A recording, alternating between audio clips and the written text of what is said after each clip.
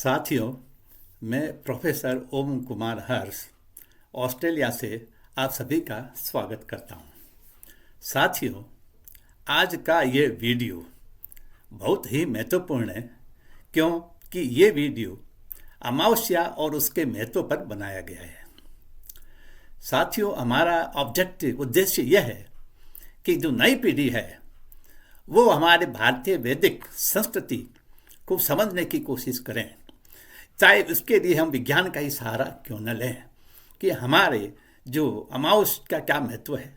अमावस्या के महत्व का इसलिए बात करनी पड़ेगी क्योंकि हम वैदिक लिटरेचर का उपयोग हमारे जीवन में कैसे होता है और उसके क्या फायदे हैं, इसलिए इस पर जिक्र करना जरूरी है।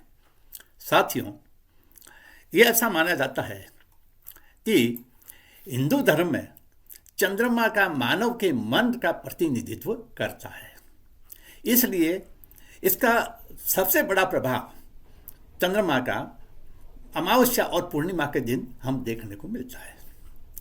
इसलिए जब चंद्रमा अनुपस्थित होता है अमावस्या के दिन, तो मस्तिष्क को कार्य करने के लिए तरल पदार्थ की कमी हो जाती है और इससे मानव के अंदर अवसाद या भावनात्मक टूटन का कारण बनता है।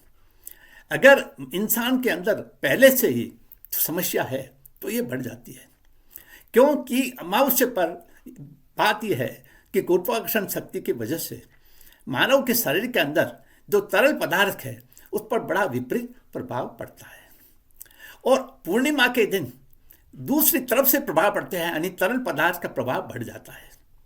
अर्थात इन दोनों दिन यानी कि अमावस्या और पूर्णमासी को रक्त का जो प्रवाह है वो उचित नहीं होता है।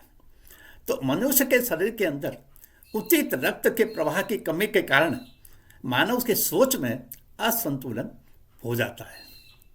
अमावस्या और पूर्णिमा पर न केवल इंसान पर बल्कि पशु और पौधे पर भी प्रभावित होते हैं और यही कारण है कि लोग पशु और पौधों को पूजा के उद्देश्य से उनके साथ बड़ा अच्छा व्यवहार करते हैं।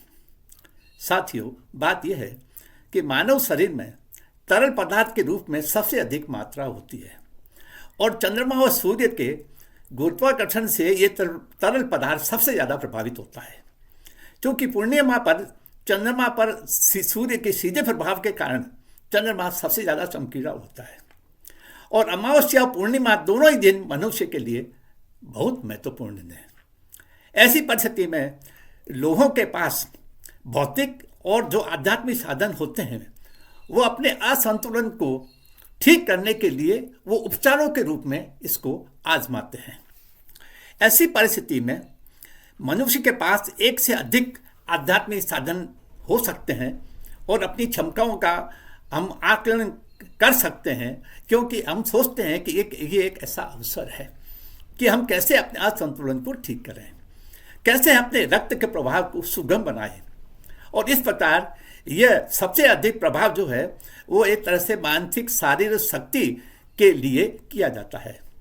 यहाँ तक भी पौधे भी ऐसी परिस्थितियों में होते हैं, इसलिए लोग पौधों को पानी देते हैं, उनकी पूजा करते हैं। इन अवधियों के दौरान की जाने वाली सभी धार्मिक गतिविधियाँ न केवल मानव के तरल प्रभाव को सक्रिय करती है, बल्कि वातावरण में पौधों के साथ संपर्क के कारण बाहरी वातावरण को भी शुद्ध करने में मदद मिलती है। साथियों, बात यह है कि अमावस्या के दौरान चंद्रमा और सूर्य दोनों लगभग 11 से 12 डिग्री के अंदर होते हैं। अमावस्या पर मनुष्य पर चंद्रमा की गुरुत्वाकर्षण शक्ति के कारण हमारे शरीर के तरल पदार्थ में असंतुलन के कारण हमारा दिमाग ठीक से काम नहीं करता है। दूसरी ओर पूर्णिमा है, इसका प्रभाव बिल्कुल विपरीत होता है और इसलिए उस दिन मानव पर गुरुत्वाकर्षण का अधिकतम खिंचाव होता है। दोस्तों, अमावस्या के दौरान हमारा मन अस्त व्यस्त रहता है और हम शांति की तलाश करते हैं, क्योंकि मन को आराम या शांति पाने के लिए एक समान आत्मा या एक परोपकारी आत्मा की आवश्यकता होती है और इसलिए लोग अपने पूर्वजों की पूजा करते हैं। भारतीय वैदिक मंत्रों को भी इस प्रकार की शांति प्राप्ति कराने का एक साधन माना जाता है। साथियों, ऐसा माना जाता है कि मनुष्य के शरीर में अधिकतम तरल पदार्थ होते हैं जो गुरुत्वाकर्षण शक्ति से सबसे अधिक प्रभावित होते हैं। एक अंतर्राष्ट्रीय पत्रिका में प्रकाशित परिणाम के अनुसार पूर्णिमा पर सर्जरी से बचना चाहिए क्योंकि उच्च गुरुत्वाकर्षण दबाव के कारण उस समय रक्तस्राव की संभावना होती है और इससे हमारे ज़्यादातर जो ऑपरेशंस होते हैं पूर्णिमा के दिन सर्जरी होती है उसकी जो है उस सफलता की संभावना कम रहती है क्योंकि ये शरीर में असंतुलन पैदा करते हैं। ऐसी स्थिति में जो असंतुलन होता है मनुष्य जो है एक तरह से सार्वभौमिक सुधारों का हिस्सा बनकर अपने शरीर को लाभान्वित अलग अलग तरीकों से कर सकता है। और यही कारण है कि अमावस्या ईश्वर और पूर्वजों के साथ अपने संबंध को गहरा करने का एक उचित समय है। इस दिन को भक्ति के साथ मनाने से आध्यात्मिक गुण प्राप्त होते हैं और व्यक्ति के कर्म पथ को मजबूत बनाता है। ऐसा माना जाता है कि अमावस्या के दौरान किए जाने वाले अनुष्ठान और मंत्र शक्तिशाली ऊर्जाओं का आह्वान करते हैं और जो समृद्धि, सुरक्षा और शांति को बढ़ावा देते हैं। गुरुत्वाकर्षण खिंचाव जानवरों और संपत्ति मानव स्वास्थ्य को भी रूप से प्रभावित करती है और इस खिंचाव के कारण इन दिनों करने वाले जितने भी साधनाएं हैं उसका प्रभाव अलग तरीके से पड़ता है। वो क्यों पड़ता है ये भी एक हम अंत में इस पर चर्चा करेंगे।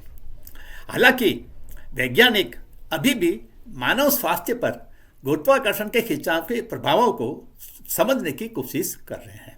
अब मुद्दा यह है यदि आप किसी व्यक्ति या किसी वजह से प्रभावित होते हैं तो आप प्रकृति के साथ जो है वो कैसा व्यवहार करते हैं। क्यों कि ऊर्जा का एक संरक्षण का नियम है, conservation of law of energy, कि ऊर्जा को न तो नष्ट किया जा सकता है और न ही पैदा किया जा सकता है।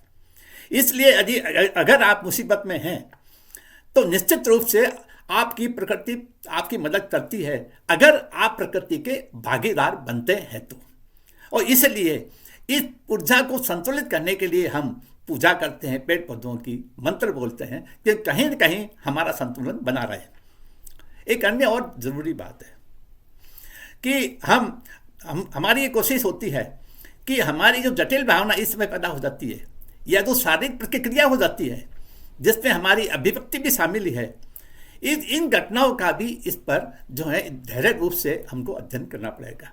और क्योंकि ये शरीर के रक्त प्रवाह से संबंधित है, ये भी ब्लड के सर्कुलेशन से संबंधित होती है। सिद्धांत हम ये भी है कि अमावस्या के दौरान हम जानवरों पौधों की सेवा करके प्रकृति के भागीदार बन सकते हैं। इसका मतलब यह है कि अगर आपके जीवन में ऊर्जा की समस्या का सामना करते हैं तो प्रकृति आपकी भरपाई करेगी क्योंकि आप प्रकृति के पार्टनर बन चुके हैं। अमावस्या के दौरान जो हम मानते हैं कि सूर्य जो आत्मा है वो आत्मा जो है किस तरीके से प्रभावित होती है, अलग तरीके से प्रभावित होती है। अमावस्या पूर्णिमा के दिन अलग तरह से प्रभावित होती है क्योंकि सूर्य को हम आत्मा का प्रतिनिधि मानते हैं। तो अगर मान लीजिए कभी कभी ऐसा भी होता है कि सूर्य भी हमारे तुला राशि पर होता है, उस समय सूर्य का प्रभाव बड़ा खराब पड़ता है क्योंकि जहरीली किरणें आती है वातावरण से, और चंद्रमा भी जो है वो हमारे मन पर खराब प्रभाव होता है। ऐसी परिस्थिति में भी हम दीपावली मनाते हैं। और ये भी माना जाता है कि अमावस्या के एक दिन पहले जो परिस्थिति होती है वो एक तरह से उस समय जो है बहुत ही कम रूप में चंद्रमा हमको दिखाई देता है और इसको हम शिवरात्रि के रूप में मनाते हैं। आपने भी सुना होगा कि कुछ लोग अगर मानसिक रूप से असंतुलित हैं तो अमावस्या के दिन उनका असंतुलन और बढ़ जाता है, और यही नहीं पूर्णिमा के दिन अलग रूप से उनका असंतुलन और ज़्यादा बढ़ सकता है। और हमारे संस्कृति में अमावस्या को मोक्ष से भी जुड़ा हुआ है क्योंकि इस दिन से हम आध्यात्मिक यात्रा शुरू करने के लिए बहुत अच्छा दिन माना जाता है। इस दिन हम आंतरिक सफाई भी कर सकते हैं। ऐसा क्यों है? ऐसा इसलिए है कि अगर मन और आत्मा का आपस में क्लोजनेस है, निकटता है, जो 12 डिग्री के करीब है, सूर्य और चंद्रमा दोनों, चंद्रमा मन है, सूर्य आत्मा है, अगर यह बहुत करीब है आपस में तो उस समय आदमी इमोशनल हो जाता है, यानी भावनात्मक रूप से आदमी काम करता है। और भावनात्मक रूप से काम करने के लिए या तो हम मौन रहें, या हम पूजा करें, या हम मंत्रों को उच्चारण करें, या हम पेड़ों की पूजा करें। तो ये सारे जो उपाय है वो किसी किसी ऊर्जा के संरक्षण के लिए, ऊर्जा को एक तरह से जो है वो, अब ऊर्जा को एक जगह से दूसरी जगह भेजेंगे तो जरूरत पड़ने पर वो पूजा हमको अपने समय अपनी जरूरत पर वापस मिल सकती है। इसलिए ये जो परिस्थितियां हैं वो हिंदू संस्कृति में उसका उपयोग कैसे किया जाए, इस पर हम बात कर रहे हैं। इसलिए हम पितृ तर्पण भी कहते हैं क्योंकि वो समान आत्मा का मिलन है। हम शनि की पूजा भी करते हैं कि शनि ऐसा प्लानेट है जो फिलोसॉफी का है, जो पृथ्वी से बहुत दूर है, लेकिन उसका प्रभाव धीरे धीरे लेकिन वो बहुत तेज पड़ता है। और वो गुरुत्वाकर्षण के प्रभाव की वजह से शनि का जो प्रभाव है, ये एक साइंटिफिक फैक्ट है जो अभी पूर्ण रूप से मैं नहीं बता सकता, लेकिन बात यह है कि गुरुत्वाकर्षण शक्ति के कारण भी जो है वो शनि का प्रभाव एक तरह से विकराल हो जाता है अमावस्या के दिन। और लोग यही नहीं, पीपल के पेड़ की पूजा भी करते हैं, लोग ध्यान और उपवास भी रखते हैं। ये सब जो है अमावस्या से जुड़े हुए हैं। साथियों, कहने को तो बात बहुत कुछ है और इसका संबंध भारतीय ज्योतिष से भी है, क्योंकि ज्योतिष में हम ये पढ़ते हैं कि इन प्लानेट का, इन ग्रहों का मानव के शरीर पर या मानव के अस्तित्व पर क्या प्रभाव पड़ता है। हम फिलहाल उसको हम टच नहीं करेंगे, बात नहीं करेंगे।